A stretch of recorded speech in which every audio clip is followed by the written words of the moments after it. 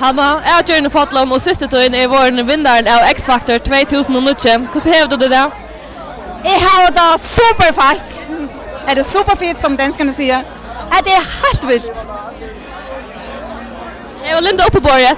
Och hon är uppe på borda. Hon häver kämpa.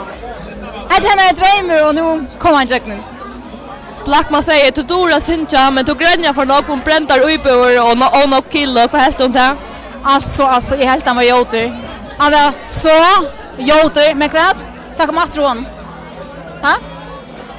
Helt du han gav det sista skuppet till att fakta taga sent i Linte och börja över henne? Nej, det tycker vi inte. I behöver inte. Och när kanske han som häver mest X-Factor i danska kongarhuset? Absolut. Hon är en vinnare. Alltså. Hon är en vinnare.